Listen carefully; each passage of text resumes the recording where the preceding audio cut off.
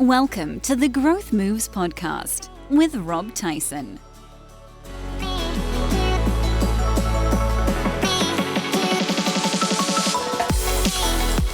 Welcome back, listener. Rob Tyson here, and in the last episode I talked to Ian Sanders about the power of story for your business. It was a good show, so do catch up on that one if you missed it. Had a good chat with Ian. I'm here today though with Krista Miller. Now Krista, through her company Summit in a Box, does something really interesting. She helps entrepreneurs 3 times their monthly revenue through virtual summits without wondering where to start or what to do next. And her method is focused on strong connections, collaboration, and making a difference. And today, our topic we're going to be talking about is how to host your first profitable online summit. So I'm really interested in this topic, looking forward to getting into it.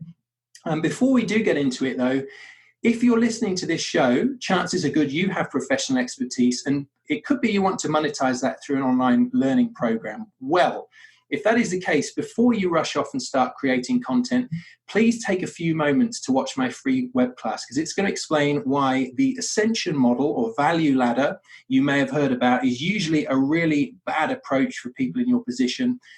Not only is it likely to make you peanuts, but you won't be giving maximum value to your clients either. There is a much better way if you would like to generate real, meaningful cash flow quickly and get on the right track with productizing your expertise online. And my web class will show you how to do that. That is free. All you need to do is pop along to robtyson.net/class to get the web class. That is robtyson.net/class. So with that all said, Krista, welcome. Great to have you here. Hey, Rob. Thank you so much for having me. I'm pumped to chat all about summits with you. Yeah, me too, because this is a really interesting topic for me. And let's open up with my first question for you. What is an online summit? I mean, how do you define this term? What does it mean? Yeah, so when I'm trying to define it for people, I like to have them think about an in-person conference and what that looks like. So you're bringing together, a group of people to come speak to attendees about different topics relating to an overall topic. A virtual summit is the same, except online. So there's one host. They have an overall goal or topic in mind for the summit, and they're inviting speakers on who can speak about smaller topics inside the overarching topic. And then attendees from all over the world can come and tune into these presentations. Usually for 24 hours is how long the free access lasts. But the goal is really to let the attendees come and get these pieces of information that they wouldn't be able to get for free together anywhere else, and really help them start making steps towards whatever the goal of the summit is. Mm-hmm. And are there other words that we might use instead of summit? I mean, do people sometimes call these things online conferences? I mean, you're nodding? Yeah. Virtual conferences, online, they say events. I've seen people say like interview series. There's kind of just all kinds of different words. I would say online conference is like the most common alternate, but there's people using all kinds of different words who for some reason don't want to say the word summit. Yeah. No, interesting. And what are some of the different models of summit we could use? Yeah, so there's a few coming to mind. I guess the first one is the most common, and that is a summit that's free to attend. So attendees can register for free. They can get access to the presentations for usually about 24 hours for free. And with that, there are usually 20, 30 speakers at that kind of summit.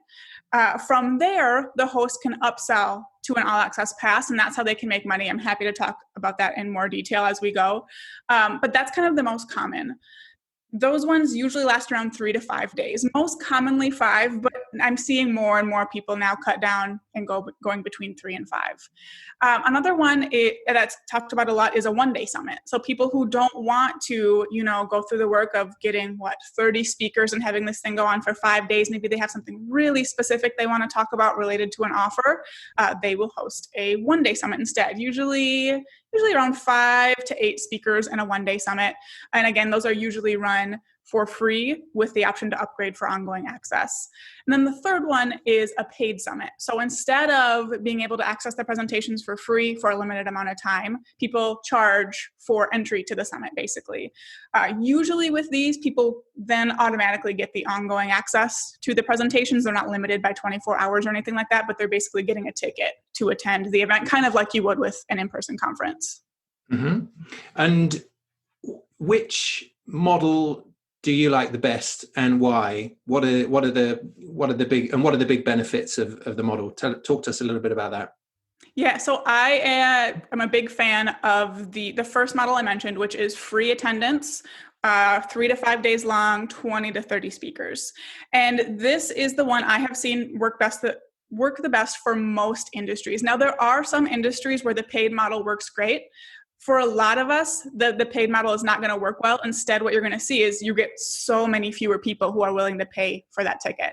And the reason that the free entry works so well is there's no barrier there. People are like, oh, I can get all of this for free. Awesome. And then you have the rest of the event to convert them to your all access pass, which is so much more powerful. And I have a customer, her name is Kara, and she was just on my podcast comparing to the two, because her first 2 summits were paid summits. Her most recent was a free summit. And her first couple summits had about 60 attendees and brought in $2,000. Her most recent had, I want to say 2,000 attendees and $16,000. So it let her get so many more leads into the summit by having it for free. She was able to just see so much more profit, excuse me. But like I said, there are some industries where the paid summit works fine. I see this work better for people in more like professional niches, like if you're targeting like lawyers and doctors and stuff like that, like they're used to having to pay when they're going to go learn about something. But for most of us, the free model is what works the best. Yeah, I like that. And some of the times that I've noticed people doing summits, which seems like a really smart thing to do, is perhaps when they're launching a new business or launching a new product or side of business. That can be a really good application, can't it? Because it can be a pretty effective way to build your authority and get a lot of leads in the door quite quickly. Yeah, it's so powerful when you're doing something like that. I really love using it for launching something new or, something that you already have, because you're getting those leads that are, really interested in what you're doing. If you position your summit the right way, they're warmed up, they're excited by the end of your summit. And then you have this thing to help them take it even further, and make it nice and easy for them. And as the host of the summit, so you're interviewing these other experts. Is that normally how you would be presenting that content? Yeah, it's usually about 50-50. I have never done an all interview summit just because I don't like doing interviews. I don't want to sit on 30 interviews. Some people love doing it that way. I like to have my speakers just pre-record their presentations. Like, most of them use a slide deck. I personally like that because, one, I'm not required to get on 30, 60-minute calls with all these people. Mm-hmm. But also then they're able to really present their information in a way that fits their topic the best. They're not limited by the questions I'm asking. They can, say, here's the teaching, the overall teaching on this topic, and here's action steps you can take a little more easily than if they were being interviewed. But there are a lot of really great, purely interview summits out there as well. It's kind of up to the preference of the host, your comfort with interviews, your skill with interviews, because you don't want to have 30 boring interviews either. But I like doing the presentations. And so would you typically be presenting something of your own? Would you do a session of your own at your typical summit, or would you just kind of leave that to the experts in inverted commas? Yeah, I always recommend doing your own presentation as well. A really big benefit of summits is that increased visibility. So I always say, every opportunity you can get to get in front of these people during your summit, do it. They need to know who you are and that you're the host. I know some people who do their own presentation daily during their summit, but definitely have one presentation that you do, whether it's, mixed in with the rest, a keynote, something like that, but definitely get yourself in there. Yeah, no, as you're talking about it, I can see it would be mad not to do that, wouldn't it? So I've seen a lot of people who don't, so I'm glad you asked. Yeah.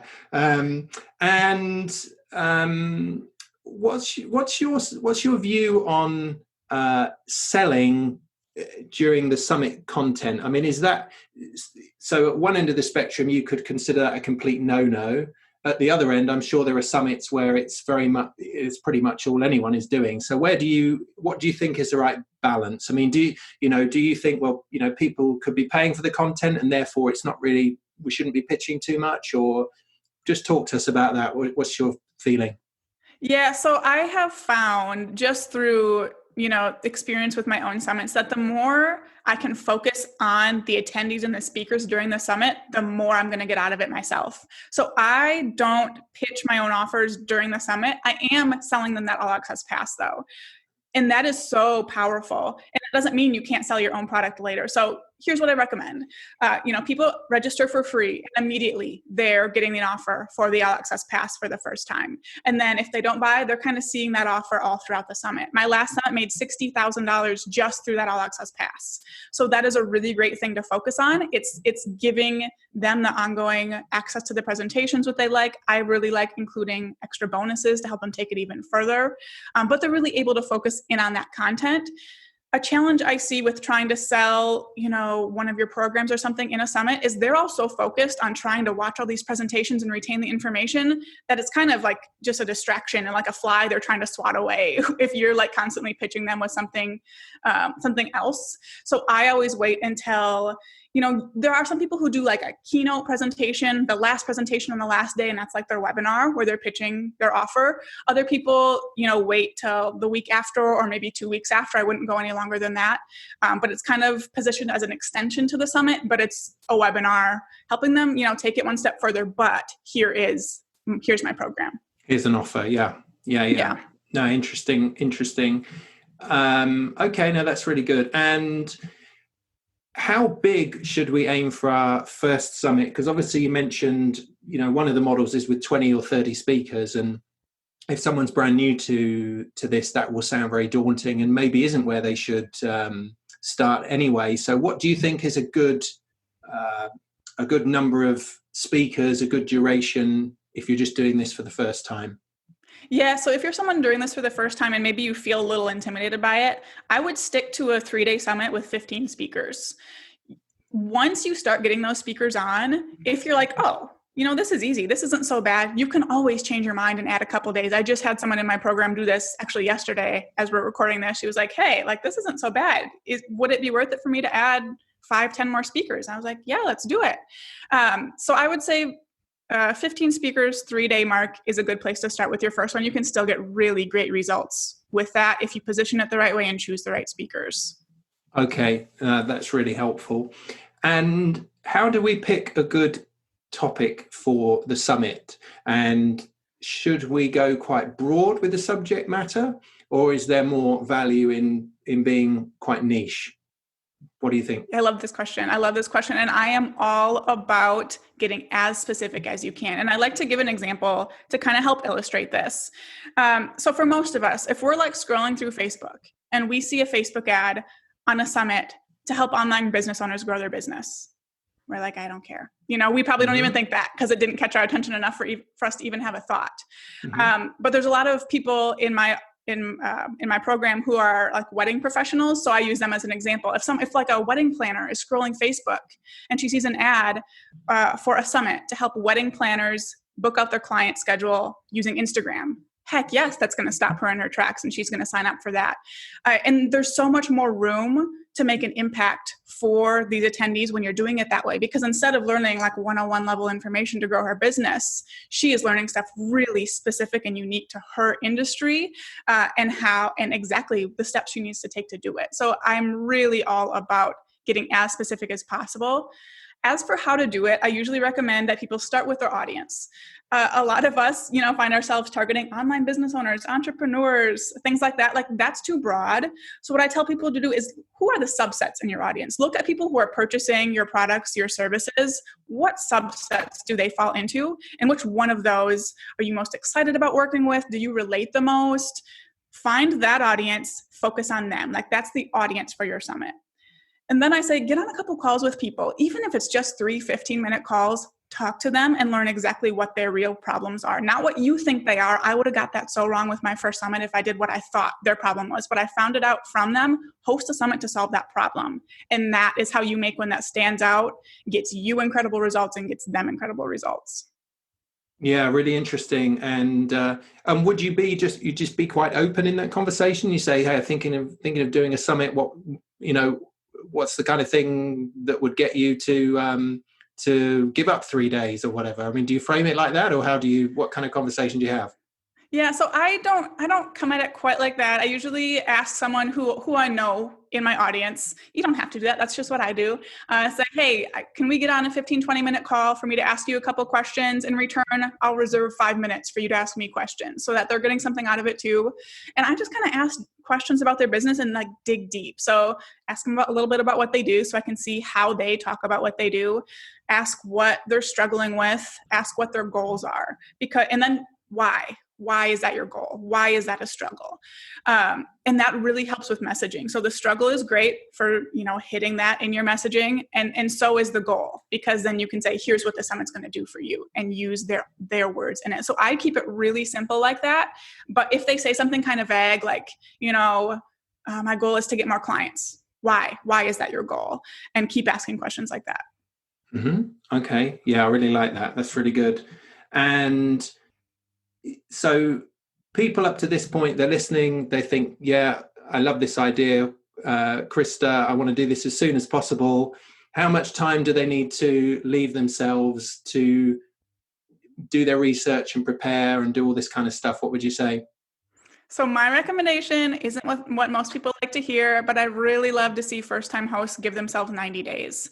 And it's not 90 days of you just hustling hard 24/7 to get this thing out there. It takes time for you to research. It takes time for you to find potential speakers and connect with them rather than just sending 30 cold pitches.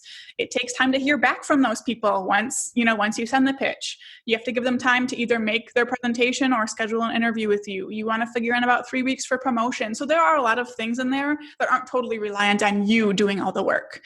There is a very good amount of work that goes into especially the first one, when you're figuring out your positioning, setting up the tech and your website and writing all your copy. But 90 days is a really great spot to sit for the first one. I've had people do it in 2 weeks. I have people who take 6 months, but 90 days is what I have found as the sweet spot. And your question occurs to me just as you were explaining that. To what extent can we repeat summits? I mean, I don't mean repeat the exact same content, but I mean, like, for example, if you have a summit on some aspect of email marketing this year, is that the kind of thing you might do annually? Because the text chat, I don't know. What's your approach to this? I mean, do you see these things as one-offs, or are they things that can be repeated? Yeah, so there's so much power in repeating your summit. One, because it gets so much easier. So my first summit, I've estimated, took me 500 hours to put together. And that's because I was starting from scratch. I didn't have any resources. I couldn't find any podcasts about it. Like, I was figuring this all out. So 500 hours for my first summit. My most recent took me 60. Because I have all the pages done. The messaging is done. The copy's there. You're making little tweaks. And the biggest part is reaching out to new speakers and getting the information you need from them. So it gets so much easier. And I have actually repeated the same summit, same topic for 3 years in a row now. And each time has just gotten bigger and bigger and bigger. So like, you can totally repeat the same summit over and over and just keep getting bigger results too. And it's way easier after that first time. Why do you think it gets bigger and better each time? I think because, I think there's two things. One is just the increased visibility you have for that first one. Before my first summit, I had an email list of 500 people. After it, I had 1,500. So I was like, okay, I'm promoting to 3 times as many people. There's number one. Number two is, at least for me, I got braver with who I was pitching and figured out what the right people were to pitch. So instead of just pitching people I knew and people I was comfortable with, I figured out, well, hello, why am I not pitching people that only have the exact same audience as my summit? Like, it's so obvious now, but it took me 3 summits to figure out. So that was definitely, a game changer as far as the growth goes as well. Figuring out which speakers get you the best results and pitching as many people like that as you can is, huge for seeing a summit grow. Yeah, right. And as you allude to there, I guess that it helps to show the better speakers you've got a track record and they're going to be that much more receptive, aren't they? If they can see that you've done it before and it was good. Yeah, there was actually someone I pitched for last year's summit, and she said no. And this year I came back to her again and was able to say, hey, here were our numbers from last year. There's this, I think it was, how much was it? 2,500 people just from your audience. Last year, we're expecting even more this year. Do you want to be a part of it? And then it was a heck yes. Once I had those numbers to show her. And for the first summit where I didn't have great numbers, I was still getting yeses from people I didn't expect to. But it gets easier both on your confidence and on them saying yes as you go. Yeah, no, really good, really good. And what kinds of things do we say to potential speakers to interest them? That's a great question. So the first thing that makes it just way easier is what we were just talking about with the audience and the topic. When your audience and topic really closely relates to what they do, like that's step one of grabbing their attention. Like if someone pitches me for a summit and I'm trying to think of an example now. If they pitch me for a summit for my other business where I target designers and it's a summit for all creatives or copywriters, for me, that's a no, right? But if they were to come to me with a summit just for my people, okay, you have my attention now. So that's step one, is being really targeted with who the summit's for and going after speakers that also have that audience. Then it comes down to you looking like you know what you're doing. So being really organized, giving them the information they need. I really like to have a draft of my registration page as complete as possible so they can go over if they don't know me and see that this is a real thing. It's put together well. I know what I'm doing. And then as for like benefits for them, that's also something I like to list out right in my pitch email. I guess first I start with, here's what I would need from you. And by the way, it's not all about me. Here's what you get as well. And there's a few things I like to do there. I like to give good affiliate commissions. So I give 40 to 50% affiliate commissions to my speakers. If it wasn't for them, I wouldn't have a summit. So I feel like they deserve that. They've always liked that. I also give them the opportunity to pitch something at the end of their presentation. I let them pitch something paid if they want to, but I really tell them you're going to get better results if you pitch something for free, have a tripwire offer, or put them in a proven funnel down the road. So they like that they're allowed to do that. And just the way to grow their email list, and I make it as easy as possible for them. Like people want visibility, leads, and money. So if you can show them that they can get those things, it's a really great chance that they'll say yes. Mm-hmm. Yeah, great. No, that's really good advice. And on the other side of the coin, what are the kinds of things we're saying? What's important in the messaging that we put out there to potential attendees to get them interested in attending the summit? So the biggest mistake I see with people doing this is they kind of promote the fact that they're doing a summit.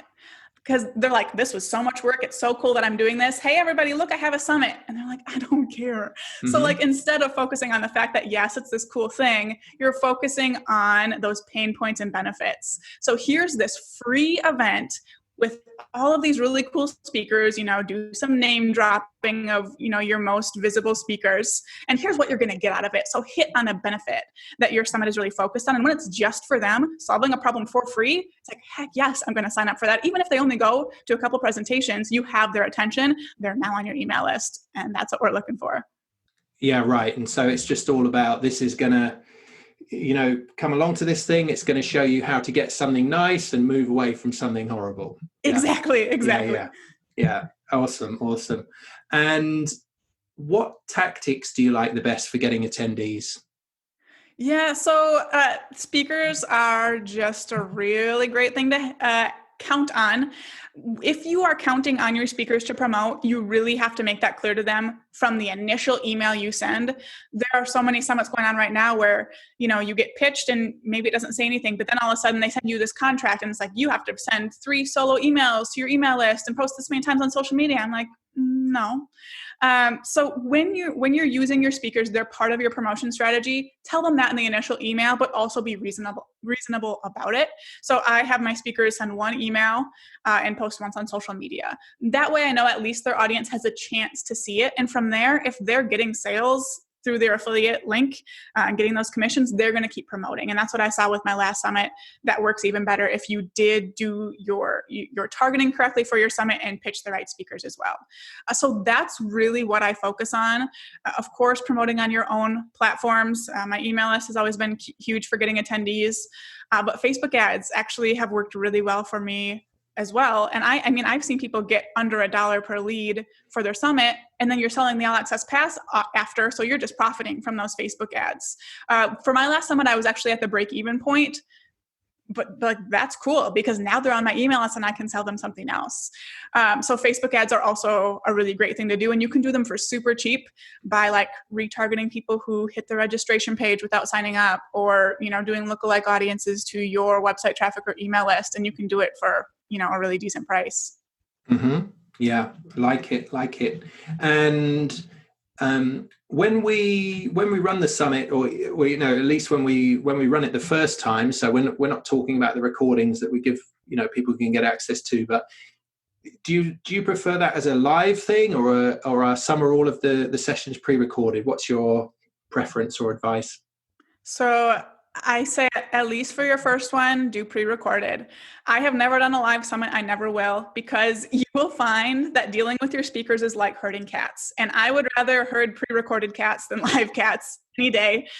You have to count on them showing up when they're supposed to and having all of the tech work. And that's a lot to count on, especially if you have 20 speakers, counting on 20 people to show up where they're supposed to, when they're supposed to, and have no tech glitches. That's a lot for you to have on your shoulders as a summit host. And also during the summit, you are on all week long, even with recorded presentations. You are interacting with people in the Facebook group, which is, you know, something that I just kind of dropped on you guys. I really recommend having a Facebook community for your summit. You're interacting with people in email. You're supporting your speakers, and to also have to, you know, be live, making sure things are working all day, every day. That's just a lot for one person to manage. And I mean, I guess you could have a team helping you out with that as well. But I always recommend pre-recorded for at least the first one and just see how it goes. Yeah, that's good advice. And that makes a lot of sense. And so software wise, is there specific software you would have to get in order to pull this off? So I actually recommend that people just use whatever you're using for your regular website. Tech is like a huge hurdle that people let hold them back from doing a summit, but really whatever platform you're on, you can make it work. I'm on WordPress. All of my stuff is on WordPress. That's great. But I have people doing it on Squarespace, but their courses are in like Teachable. So they integrate those two things. There's people doing it on ClickFunnels, you know, all kinds of different platforms. There are summit specific platforms. I personally don't necessarily recommend them because you're kind of limited by what the creators of that think a summit should look like. Mm-hmm. But like virtual summit software would be my top recommendation if you do just want an all-in-one summit platform that will kind of lead you through getting everything set up. You're not too concerned about, you know, being able to customize things. That's the one that I've seen make it the easiest and just set things up in the best way. Okay, no, that's really good. And do you think there's a limit to how many summits you could or should do in a year? I mean, is this just a question of your sanity, or is it to do with your audience? I mean, what's your view? Yeah, I love that you put it that way, because seriously, it's all about your sanity. Yeah. My first time running a summit, I was like, you know, on a high after. I was like, oh my gosh, I did not expect it to go that well. I didn't expect to help people that much. I want to do it again. So I did another one 6 months later, and I was like, oh, this is just too much for me. But then I had to make it an annual thing. So I had to do another one 6 months later. So it lined up with my first one. For me, every 6 months is too much, because you get done with your summit and like, it feels like immediately have to start looking for the next round of speakers. And that's a little bit of an exaggeration. You have a couple months rest, but for me, it was a lot. So I really like doing it annually. I have people in my program who are doing it quarterly. And that's just what they like to do. They, you know, choose a little bit different topic every quarter, so their audience isn't getting burnt out on it. And they are just like, summits is the way they grow their business rather than, you know, one of the ways. So it's totally personal preference and how you feel after that first one, probably. If you've got the energies to do it, to do it again quickly. And in terms of charging for access, there's a range and it depends on the market, but what kind of price points do you see working? So for the All Access Pass, is that what you're? Yeah, so, I guess so. Yeah. Mm. So, I mean, again, like you said, it's all over the map. I've seen people charge like $20. And for me, I'm like, why bother? So I have actually raised my prices for every single summit and made more money every single time. Okay.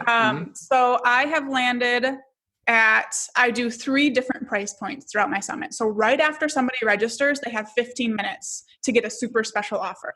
For me, that's landed at about $47, between $47 and $97, depending on exactly what the offer is. After that 15-minute expires, they can then buy the All Access Pass for the current regular price. And I just do a price increase once the summit starts. So, I would say the max price I have done is $197, and people still buy at that price point. So don't feel like you have to sell yourself short because this is a free event. People are still willing to buy if you have something good to offer. Now, would people pay $200 for just presentations? That's going to be a little iffier, but I like to include bonuses. I let my speakers contribute bonuses if they want to. I contribute my own bonuses, maybe some co-working calls, networking sessions that you can just host on Zoom are great ways to just boost the value of that offer and be able to charge more.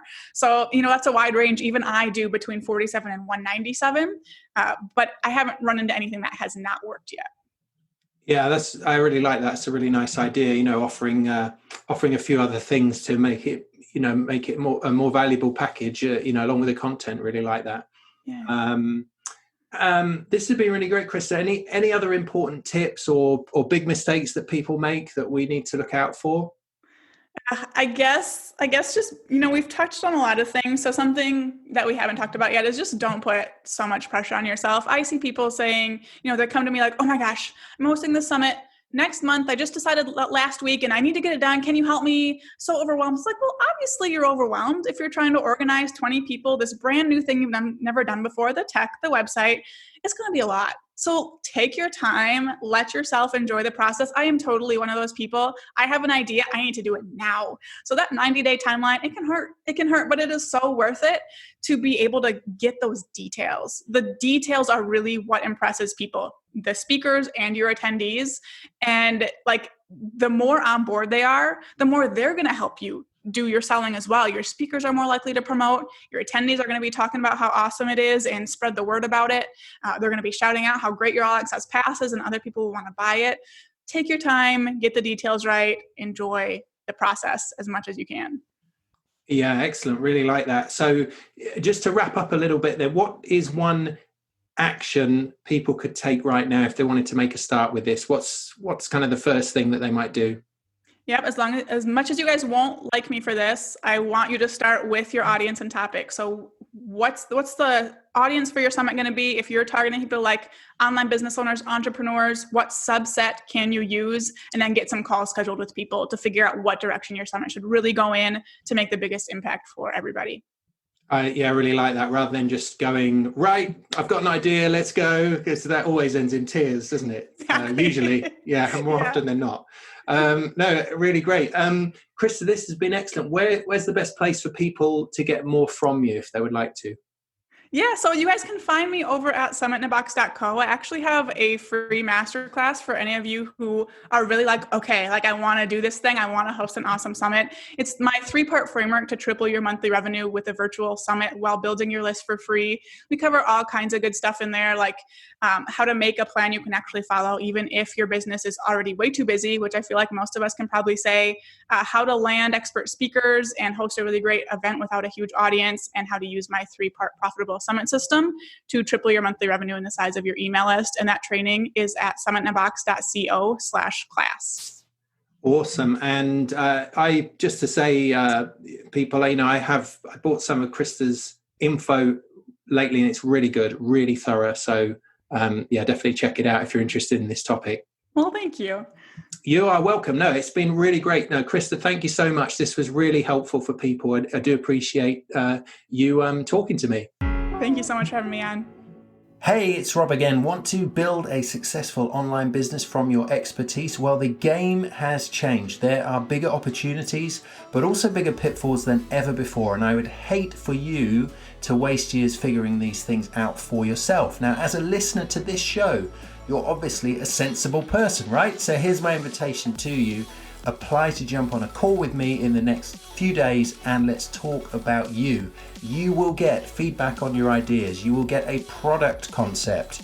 that is fit for right now, and you will get a personalized sales and income plan to take away. That is free, but availability is limited. So please go along right now to chatwithrob.com. That is chatwithrob.com. Do that now. I'm looking forward to hearing from you. Once again, that is chatwithrob.com. Talk to you soon.